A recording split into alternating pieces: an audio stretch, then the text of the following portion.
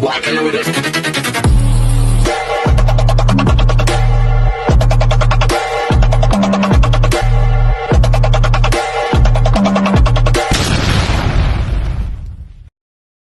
Hi everyone! Good morning! I'm back! It's your Mama Sam dito sa Sam TV. Kamusta naman kayo mga amigo, amiga, kumare at kumpare? Sana lahat kayo ay okay at safe ngayong araw na to. At syempre kung ako naman ang tatanungin nyo, nakikita naman ninyo ang beauty ng Mama Sam ninyo. Napaka-fresh overload pa rin, di ba? Ganyan talaga. So para akong candy, napakaganda ko, charot. So hindi ako pumasok sa school kasi nakalive ako ng 1 week. Actually, 2 weeks nga yung hinihingi ng doktor. Pero ako na yung nag-decide sa sarili ko na okay na 1 week lang. So, hindi ako naliligo. So, yun. Ayun yung totoo. At walang makeup yung Mama Sam ninyo. Charot. So, yun. Walang makeup yung bawal kasi. Bawal kasi maghilamos. Bawal basain ang mukha. Kasi nga iniingatan na hindi mabasa ang mata ng 1 month. Ang hinihingi ng doktor 1 month para safe. Kasi pag binasa mo siya, mababaliwala yung opera tapos parang may tendency na mabulag na siya ng tuluyan. Kaya ingat-ingat. So, yan, ganon. So, ingat din sa mga alikabo na hindi siya maalikabuhan para maiwasan ang infection. Ganon. So, kaninang umaga, Diyos ko, naloka ako kasi pagising ko, sabi ko, halang pula-pula ng mata ko. Eh, kasi naman natulog ako na nakatagilid. Tapos siguro nakukusot ko. So, yun. So, pero ngayon, guys, sobrang okay na siya. As in talaga, thanks God. Ang bait ni God. Ang bait ni Lord. Wala talagang imposible kay God. Ayan ang masasabi ko sa inyo. Kasi yung dati, pag tinatakpan ko, hindi ko nakikita. Yan. Ngayon, kitang-kita ko na tinan nyo. 1, 2, 3, 4, 5. O, di ba? Bongga. Dati, Diyos ko, pag tinakpan ko yan, talagang nadidepress ako. Kasi sabi ko, Lord, ano ba to? But God is good all the time. And trust Him lang. Ganon. So, syempre, chika ko din sa inyo kung ano yung experience ko during na operasyon. Diyos ko, para akong isisisayan. Charot. Ganon pala talaga yung feeling na yon. So, nung una, pagdating namin, actually, di ba, wala nga sa isip ko na ooperahan ako kasi ini-ignore ko siya. Kasi nagdasal na ako, sabi ko, God, Diyos ko, kayo na po ang bahala sa akin. Ganon. So, kumbaga, pag nagtiwala ka sa Panginoon, wala ka na dapat wala ka na dapat ikaw-worry. Ano na yon, let go mo na yung bahala na si God kung anong mangyayari dyan. Ganon. Basta trust Him lang. Ayun, He's a number 1. Ganon. And then, pagdating ko sa hospital, syempre tao lang din ako. Nagkakaroon din ako ng kaba. Pero, malakas yung yung spirit ko na, ay, nako, bahala na. So, pinagsuot na ako ng gown na color green, pinakubad lahat ng damit ko. Sabi ko, nako, this is it na. Pero in fairness, so, medyo masaya-saya pa ako noon, nakapag-selfie pa nga ako eh. Tapos, yung sinakay na ako doon sa so, nahihiya ako kasi parang, ay, ito na, dapunta na ako sa operation room. So, pagdating sa operation room, ang tagal pa kasi di ba sabi nila 30 minutes lang gagawin yan. Actually, gano'n naman, 30 minutes lang naman nila ginawa. Basta susunod ka lang sa instruction. Pero yung proseso, umabot siya ng 2 oras dahil ang dami pang mga ginagawa. So, pinapatakan nila ng anesthesia yung mata ko. Tapos, ayun, sobrang tawag dito, kinakausap ako ng mga nurse, so kausap sila. So nire-relax ka nila sa madaling salita. So yung mga relax na yon, so umabot ng 1 hour. So yon, so ang mga naiihi ako kasi natatakot ako baka mamaya doon ako mapaihi sa operation room. Tapos pagdating ko doon, so yun na, ang bongga na. So pinasok na, ito na, simula na yung operasyon. So pinasok na ako doon sa room, operating number 2. Tapos pagdating doon, Diyos ko, nagkakagulo na sila. Ang daming nurse, ang daming nang sinasalakpak ng mga aparatos dito. Pak. Tapos parang, ay okay, gano'n ang mga naririnig ko. Yes, so parang ako naman, parang sabi ko, this is it na guys. Yung ganon talaga, no choice eh. Parang andun na eh, uurong pa ba sa laban. So nandun na. Tapos yung hiniga na ako dun sa sa pinaka ayun, sobrang nilipat ka na doon sa kabilang kama, tapos nilakpakan ka ng BP, tapos naririnig mo, tut, tut, tut, tut, yung gano'n ng machine. Pagkatapos binuksan yung mga ilaw, tapos ang kulit-kulit ng mga nurse. Pagkatapos yun na, dumating na yung doctor ko. Tapos pagdating ng doctor ko, sabi niya sa akin, "Do you remember me?" Sabi niya, "I'm your doctor, Chobachena." Sabi niya, "Sam, are you okay?" Sabi ko, "Yes, I'm okay." Kahit hindi, sige, sabi ko lang okay. Hindi, ang totoo, okay ako. Okay yung ano ko, parang malakas yung loob ko parang ganon. Tapos, so, ito na. Tapos sabi ganon, sisimulan na natin yung operasyon ha. Tapos, ano niya yung mata ko, pinipisil-pisil niya. Syempre, yung pag napapaganon ako, sabi niya, may nararamdaman ka pang pain. So, in-injectionan niya yun ng bonggang-bongga. So, yung i-injection na niya, sabi niya, and tuturukan ko ha. So, tinurukan niya yun dito sa loob ng mata ko. So, ayun yung pinakamahirap lang, yung part na yon. Pero, after no, sabi niya sa akin, wala ka nang mararamdaman. So, actually, wala naman ako nararamdaman. Natatakot lang ako doon sa proseso na hindi ko alam kung paano siya. So, yon. So, aminin natin may negative thing. Pero sa totoo lang guys, hindi siya masakit. Hindi siya yung sasabihin mo na parang hirap na hirap ka sa buhay. Wala. Pero nandoon kasi na lumalaban ka tapos hindi mo alam yung eksakto. Alam nyo sa totoo lang, ang galing ng doctor ko ha, in fairness. So, yon. Tapos yung hiniga na, ayun na, tinakpan na yung isang mata ko. Tapos yon, nasilaw ako dun sa may ilaw kasi sobrang sakit sa ulo talaga. Yung pag yun, parang may shock ako dun sa ilaw. Tapos yung binawas. Dapat sabihin mo na, yung ilaw. So, yon. Pagkatapos binabaan nila yung ilaw. Sabi niya, "Sam, okay, so, don't move, stable lang daw yung ulo ko." So, ako naman, kung ano yung hinihingi ng doctor, ibinigay ko na kasi parang hindi na rin siya mahirapan at hindi na rin ako mahirapan. At ang pinakabongga nito, sabi niya sa akin, "Idilat mo yung mata mo." Talaga naman ako naman, dilat na gano'n na hindi talaga ako kumukurap. Kasi yun yung bilin sa akin ng nurse, tumingin ka lang sa ilaw, wag kang ano. Actually guys, yung pagkaturok sa akin, ang nakikita ko lang yung sinisabi ako sa procedure 1. Ganon, may maririnig kayo, may English na nagsasabi. Procedure 1, procedure 2.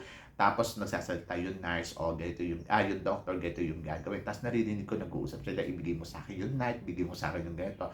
Tapos yon. So yung parang tinanggal na yung length ng mata ko, lengths, ng mata ko. Yun yung tinanggal niya ng gano'n.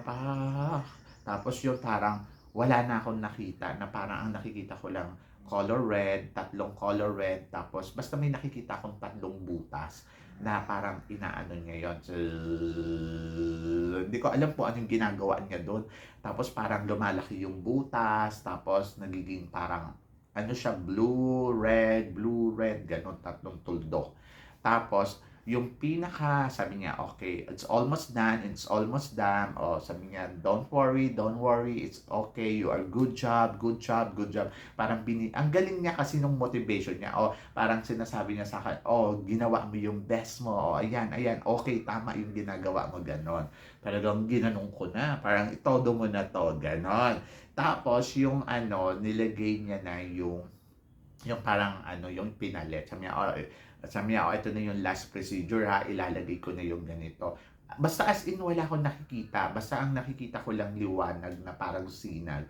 Tapos yung nilalagay na nila yung parang contact lens doon sa loob ng mata ko. Yung talagang kitang-kita ko yun na parang tubig siya na water na color blue, light blue. Tapos yung nilagay na nila doon sa loob. Sabi niya, "It's done." Ipipress ko ha. Sabi niya, "May mararamdaman ka." So, wala naman ako nararamdaman na sakit, pero nararamdaman ko yung kamay niya, gumaganong ganon. Tapos yung nalagay niya na ng maigi, tapos ayan na. Sabi ganon, "Finish." Sabi niya, "Good job." Tapos doon ako. Pero guys, habang inooperahan ako, yung ginagawa yung mata ko, aminin ko sa inyo.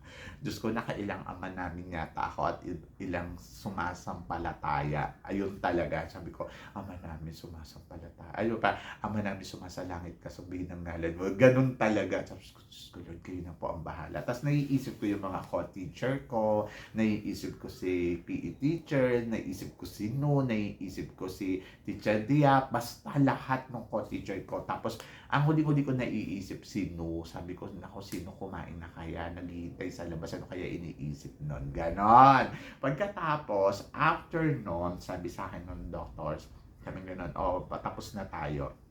Tapos, ayun, sabi ko, Diyos ko, sumasampalataya ako. Ayun, ang ending guys, talaga, magdasal ka lang, tapos kumapit ka sa Diyos. Oo. So, yun. So, parang feeling ko, yung God nasa, andyan siya sa tabi ko at ginagabayan niya ako. At, ayun naman, sa awa naman ng Diyos. So, sabi nga, tatakpan na natin. Okay, sabi niya, ano, may nakikita ka na ba?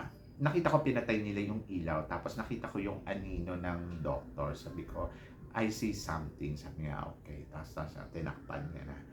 Actually, hindi ko siya nakita ng yung mukha niya, hindi ko nakita. Anino, kasi naka-cover eh. Tapos yung tinanggal na nila yung ano ko. Natatawa kasi ako, ito kasi naka-cover. So, ito dilat. Yung dilat siya, may mga parang, alam mo yun, yung may water na parang may nakikita ako na may lumilipad-lipad na, ewan ko, itim-itim na something na parang star, gano'n. Tapos, yung tinanggal na nila, ayun, nakakita na uli ako. Pero, ang ending talaga, sobrang pagod na pagod talaga ako. Sobrang parang, napabang ng hininga akong gano'n. Tapos, sabi niya, are you okay? Yung parang yung energy mo kasi binibigay mo dun sa ano. Tapos yung natapos na siya, parang wala kang ibang nasabi kundi thanks God, it's done. So yun, so sayo lang ng feeling, ang sarap ng feeling. Kasi parang yung feeling ko na ano, na nairaos ko siya ng bonggang-bongga. Tapos yun, tapos nakahiga lang ako, sabi nga, obserbahan daw ako kung kailangan daw ako i-check-in or hindi. So, nandun lang ako, nakahiga lang ako doon sa bed, tapos parang naghihintay lang na ano. So, siguro minomonitor nila yung BP ko kasi maya gumaganon. So, ayun. So, tapos after nun, so, binigay na nila yung damit ko, nagbihis na ako. Tapos, yun, that's the following day. So, syempre, umuwi kami, may gasa yung mata ko. Tapos, so, hindi ko alam kasi parang may tubig na maraming tubig. Hindi ko alam kung dugo siya or tubig. Hindi ako aware. Basta nandoon lang ako na, dito lang ako sa bahay, nagpahinga. Tapos, ayun, nag-cellphone, selfie. Alam niyo naman yung mamasam ninyo, pag nasa loob ng bahay, hindi din naman mapakali. Tapos, kinabukasan, may check-up. So, yun, follow-up check-up. So, yung follow-up check-up, ayun na. So, check up daw. So, punta ako doon sa hospital. Pagbaba ko dyan sa condo, syempre, nandito lang sa bahay, hindi ako nasisikatan ng araw. Habang gumanon sa akin yung araw, parang sakit sa ulo. So, yun, parang nagka-migraine ako. Tapos, pagdating doon sa hospital, syempre, binipi uli ako. Good naman yung BP ko. Tapos, pagdating doon sa sa check-up na, so, tinanggal na yung gasa. So, ito yung pinakamasayang moment na hindi ko talaga makalimutan. So, kasi hindi ko alam kung successful ba o nakakakita. Kasi syempre whole night nakatakip lang siya ganon. Yung tinanggal yung gasa, ayun, ang bongga. Grabe, sobrang ganda nung liwanag talagang nakita ko. Sabi ko talaga, thanks God, ang galing ng doktor ko. So yun, so ang perfect talaga. Yung alam mo yung pinakamalinaw na mat, parang ang liwanag, sobra. Tapos tinakpan ko yung isang mata ko. Yun, maiyak-iyak ako doon kasi parang feeling ko dininig ng Diyos yung panalangin ko na sana makakita uli yung isang mata ko. So, nakakita siya ng bonggang-bongga. And then, ayan guys. So, ayun, ganon. Tapos, yung so syempre, sabi ko, medyo nakaramdam ako ng hilo, tapos nakaramdam ako ng pagkaduling, yung parang dalawa yung nakikita ko. Tapos yung doctor na doon, parang ang lapit niya. Tapos ang sabi niya sa akin, it's normal kasi hindi pa na-adapt ng brain mo yung bagong vision mo, sabi niya gano'n. Tapos sabi ko, nahihilo po ako, sabi niya, it's okay, sabi niya gano'n. Pagkatapos, sabi niya, normal lang yan. Tapos ang dami kong tanong, paano lilinisin? Sabi niya, bumili ka ng sa pharmacy, blah blah blah, chuba-chenex. Tapos chinek niya, parang in-x-ray, sabi niya, oh, it's perfect, ganon. Pagkatapos, ang pinaka naloloka ako, ito talaga guys, lokag-loka ako dito. May bill na naman ako. So kahapon nagbayad ako ng almost 100,000 doon sa bill, akala ko pre-check up na yon, everything na. Kasi yun yung in-expect ko kasi sabi ganung package. So pag sinabing package, bongga na yon. Tapos ayun pala, hindi pala. Yung operation lang yon. Pagkatapos, pagdating doon, so may check-up na naman. Ayun, doon ako naloka. Kasi talagang, sabi ko, ano ba to? Ay, nagpanic ako doon. Sabi ko, ano na naman to? Sabi ko, kala ko ba, tinanggal lang yung gasa. Sabi ko, di sana ako na lang nagtanggal ng gasa. Ganon. Ganon lang yun na yung mamasam ninyo. Kasi syempre, aminin natin guys, hindi naman ako mayaman at wala naman akong pera. Humingi pa nga ako ng tulong kay sa iba, di ba? So, kung i-check up, every check up 3,000, kamusta naman? Saan ako kukuha nun? So, yun. So, nakakaloka. And then sa Saturday, may check up na naman. Tapos hindi ko alam sa susunod may check up na naman. Di nakakaloka lang.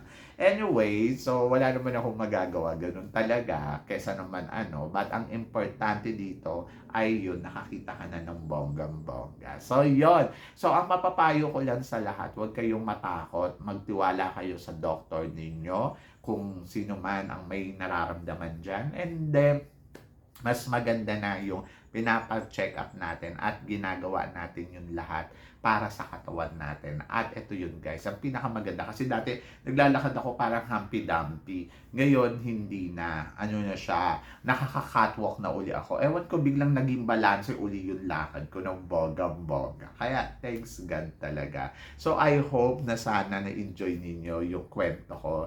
Gusto ko talaga to i-share sa inyo ng bonggang-bongga kasi syempre journey ko to sa pinaka-hardest part ng buhay ko. Actually, hindi naman siya hardest. Maarte lang ako, charot. Hindi, mahirap siya kasi hindi ko alam kung ano yung experience mo talaga, di ba? So, yun. So, ayun, sana may natutunan kayo. Pero isang part lang talaga ang natutunan ko dito sa kwentong to.